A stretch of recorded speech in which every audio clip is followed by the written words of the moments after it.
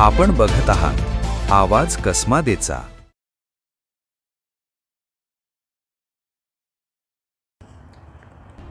चांदवड तालुक्यातील वडनेर भैरव येथे धक्कादायक प्रकार उघडकीस आला आहे। इंग्रजी माध्यमाच्या शाळेतील इयत्ता 8वीतील अल्पवयीन विद्यार्थिनीवर शिक्षकांनी विज्ञान प्रदर्शनाच्या बहाण्याने बाहेरगावी नेऊन गैरवर्तन केल्याचा आरोप आहे।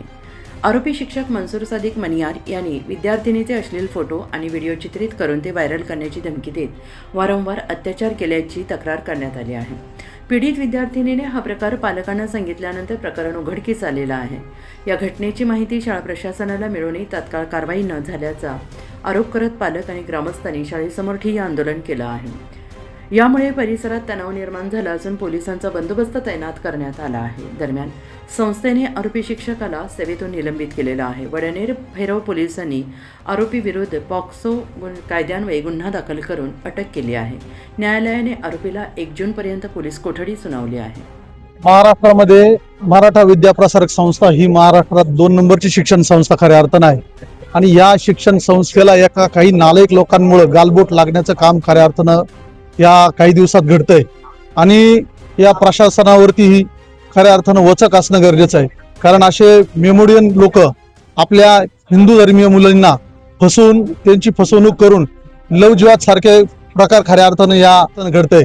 म्हणून मी पोलीस प्रशासनाला विनंती करतो का ज्या ठिकाणी असे नालायक लोक असे काही प्रकार करतील अशा लोकांना खऱ्या अर्थानं धडा शिकवण्याचं काम प्रशासनाने करावे।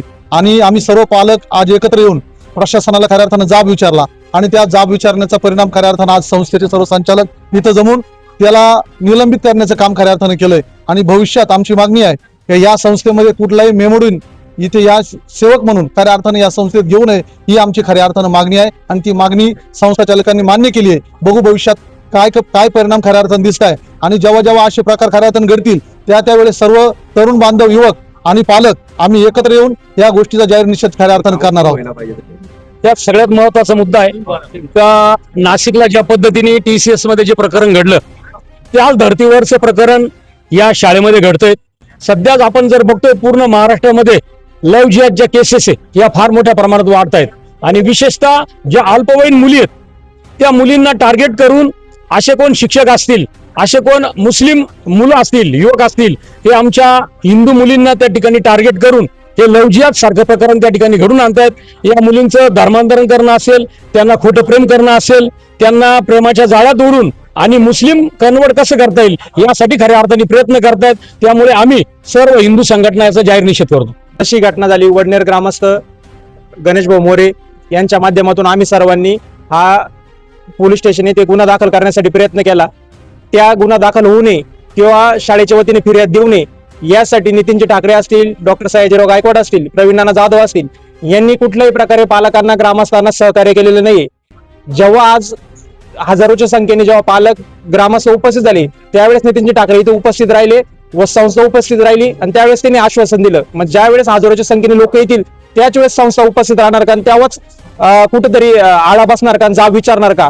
संस्थेने आपली चूक लक्षात घेऊन इथून पुढे जर संस्था अशा पाठीशी लोकांना घालत असेल तर भविष्यात संस्थेवरच महामोर्चा निघेल हे संस्थेने लक्षात घ्यावे। ही संस्था कुठल्याही एका कुटुंबाची नसून ही संस्था ही सर्व जाती धर्मातील संस्था आणि सगळ्या तळागाळातील लोकांची संस्था आहे। बहुजन हित आहे बहुजन सुख या हिताप्रमाणे संस्थेने वागलं पाहिजे आणि कोणाची मालकी न समजता समाजातील पीडित लोकांसाठी पुढे होऊन काम केलं पाहिजे हे संस्थेने लक्षात घ्यावे।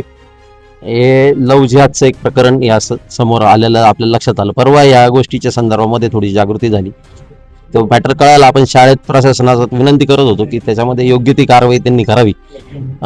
मुलीच्या पालकांनी त्या ठिकाणी नकार दिल्यामुळे ती खरं तर ती जबाबदारी संस्थेची होती की संस्था त्या ठिकाणी फिर्यादी म्हणून पुढे आली पाहिजे होती, पण संस्थेमध्ये देखील अशा कोणत्याच प्रकारचा रिस्पॉन्स संस्थेकडून आला नाही आणि त्याच्यामुळे हे प्रकरण अधिक चिघळलं। पालकांना संस्था आपल्याबरोबर उभी राहत नाही हे ज्यावेळेस कळलं त्याचा निषेध म्हणून आज सगळे पालक या ठिकाणी जमा झालेत आणि संस्थेला त्या ठिकाणी त्याचा जाब विचारला। जर संस्था यामध्ये फिर्यादी असती ती जी जो आरोपी आहे त्याला अधिक कडक शिक्षा देता आली असती, ती केस स्ट्रॉंग झाली असती। परंतु संस्थेचं या संदर्भातलं सगळं वागणूक ही संशयास्पद रीतीचं 2 दिवसापूर्वीचं होतं। आज या सगळ्या पालकांचे सगळे नागरिक ग्रामस्थ इथं जमून ज्यावेळेस संस्थेला जाब विचारायला लागले त्यावेळेस संस्थेने त्याच्यावरची आपली भूमिका ही बदलली आणि त्याच्यावर आता ही वेगळी भूमिका घेत आहेत. परंतु 2 दिवसापासून आपण त्या ठिकाणी प्रयत्न करत होतो की संस्थेने त्या ठिकाणी फिर्यादी व्हावं, पण संस्थेने संस्था चालकाकडून कोणत्याही प्रकारचा त्या ठिकाणी प्रतिसाद आपल्याला त्या ठिकाणी येत नव्हता. पोलीस प्रशासनाने त्या ठिकाणी त्यांना विनंती केली होती की साहेब, संस्था जर या केसमध्ये फिर्यादी झाली तर अधिक चांगलं होईल, परंतु त्यांच्याही याला त्यांनी दाद दिली नाही आणि अनेक पालकांनी त्या ठिकाणी फोनही केले होते त्याला त्यांनी चांगला प्रतिसाद त्या ठिकाणी दिला नाही आणि म्हणून हे प्रकरण ला जाब विचारण्यासाठी सगळे पालक या ठिकाणी जमलेत. आज त्यांच्याकडून अनेक गोष्टींचं आश्वासन आलेलं आहे. पुढं आशा करतो आमचे सगळे पालक, सगळे ग्रामस्थ, सगळे सभासद यांच्या वतीने अशी आशा करतो की त्यांनी जे आश्वासन दिले ते 100% ते पाळतील आणि गुन्हेगाराला 100% जास्तीत जास्त शिक्षा होईल या दृष्टीने ते प्रयत्न करतील. आमच्या त्याच्यामध्ये सगळा सहभाग राहील. झालेली घटना ही अत्यंत दुर्दैवी आहे आणि जेव्हा आम्हाला कळलं की या शिक्षकाने त्या विद्यार्थिनीचे अश्लील असे फोटो काढलेले आणि त्याला ब्लॅकमेल करण्याचा त्याचा प्रयत्न होता, तात्काळ आम्ही त्याचं निलंबन केलेलं आहे, म्हणजे त्याला काढून टाकलेलं आहे. यापुढे तो संस्थेमध्ये कधी असणार नाही. यापुढे शाळेमध्ये अशा प्रकारच्या घटना घडू नये याकरता सुद्धा आम्ही विशेष प्रयत्न करणार आहोत.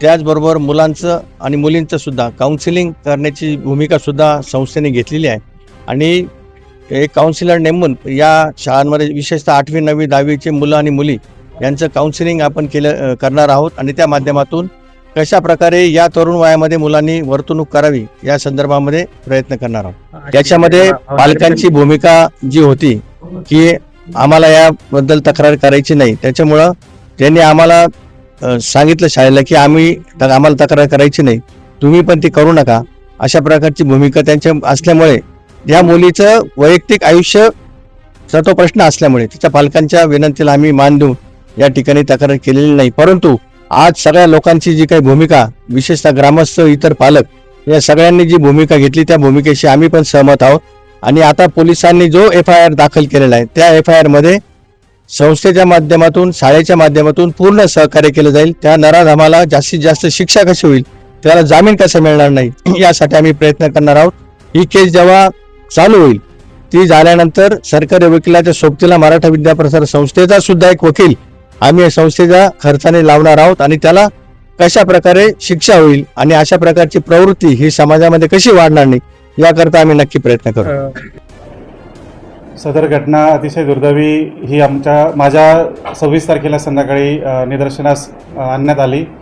त्यानंतर या घटनेशी संदर्भात जे मनसूर मनियार हे या शाळेमध्ये सायन्स विषय इयत्ता 4थी आणि 5वी या वर्गांना शिकवत होते. सदर शाळेत इन्स्पायर अवॉर्ड या संदर्भात राष्ट्रीय स्तरावरून आपल्या आयुष जाधव या विद्यार्थ्याची निवड झाली होती. त्याला सोबत परितोष निकम हे 2 विद्यार्थी यांची निवड झाली होती. जिल्हास्तरीय इन्स्पायर अवॉर्ड हे प्रदर्शन ब्रह्मा व्हॅली त्र्यंबक रोड नाशिक येथे दिनांक 10, 11, 12 नोव्हेंबर 2025 रोजी होते. यासाठी शाळेकडनं त्यांना अधिकृतरित्या पाठवण्यात आलं होतं. त्या 2 मुलांना बॉईजला तिथे पाठवण्यात आले होते. मात्र त्या दरम्यान जे संबंधित शिक्षक यांनी त्या ज्या इयत्ता 8वीच्या ज्या विद्यार्थिनी आहेत त्यांना परस्पर पालकांशी संपर्क साधून त्यांच्याकडनं त्यांना सांगून की आपल्याला विज्ञान प्रदर्शनाला जायचं आहे, त्या पालकांना त्यांनी असं फसवलं किंवा त्या खोटं सांगितलं आणि त्या मुली त्या सरांच्या सोबत त्या पालकांनी पिंपळगावला सोडल्या. पिंपळगावपासून येथून त्या ST बसने सदर विज्ञान प्रदर्शनास्थळी जात होत्या.